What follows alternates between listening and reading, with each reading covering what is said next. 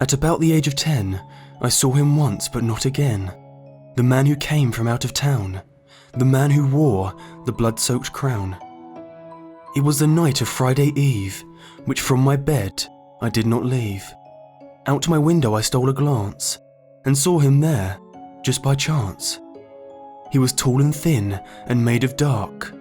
His mere presence made dogs bark, for from his shape he whistled high, a tune so eerie I can't deny. He slinked and stepped along the street, the sound of sloshing at his feet. A trail of crimson lay behind, his next victim he was to find. He grabbed a blade, and on his arm he carved a line into a charm. It was how he kept his body count, which looked high from the amount. A small boy played in a park nearby, with lots of laughter and a joyful cry. Then the man turned to him, a deep grey shadow for a grin. His face had no features that I could see, just deep indents where they would be. His smile grew wide, I must confess, but nothing prepared me for what was next. He moved into a jog towards the boy, then the child dropped his toy. He screamed for help, but no one came. He called Mum, Dad, and then a name. A name I had not heard before, but had seen a few times or maybe more. It was a name that inspired fear, but what the hell was it doing here? He was the stuff of myth, of tales to scare, with blood-stained clothes and matted hair. I pressed my face to the glass, and saw how long the boy did last. It wasn't long, in fact was quick. The boy's blood was red and thick. Then the man raised him up high, the figure then squeezed him dry. He never stopped his whistled song. He tapped his foot and swayed along, as if it were just a show. His smile did begin to grow. The blood, it ran like a stream. The cool night air made it steam. He threw the body to the ground. It did not move or make a sound. The boy was dead, but he wasn't done. The figure laughed, as though it were fun. He pulled out a saw and began to cut. Not the head, just everything but.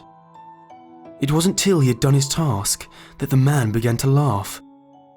He threw the bits around the park, but by this time, it was getting dark. I could not see what happened next. I just ran over to my desk. His noise grew loud, and from what I could hear, was almost whispered in my ear.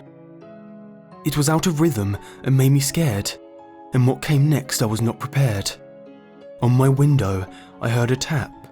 I looked over, and he looked back. His face was pale as pale could be, and then he pointed straight at me. The window opened without a noise. Blood was dripping. It was the boy's. It would seem he wants his tale to be told, with his skin so pale and his clothes so old. I sit here writing as he watches, and on his charm he's carving notches.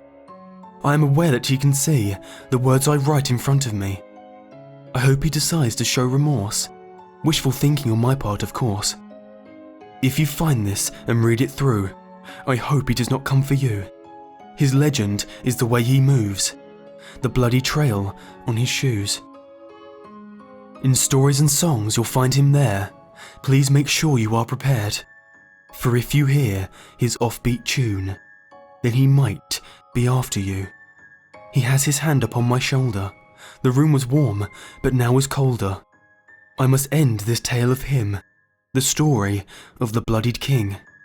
At about the age of 10, I saw him once but not again. The man who came from out of town. The man who wore the blood-soaked crown.